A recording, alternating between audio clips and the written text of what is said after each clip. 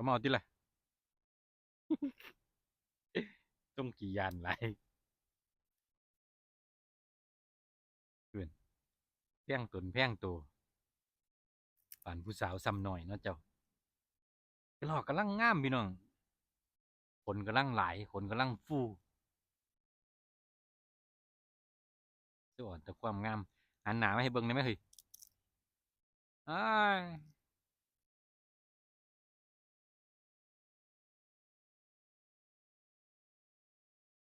สีออกเท่าเข้มพี่น้อง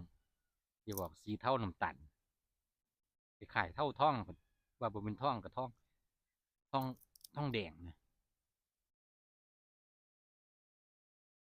กระหลอกแต่ละตนแต่ละตัวจะมีความสวยงามแตกต่างกันครับ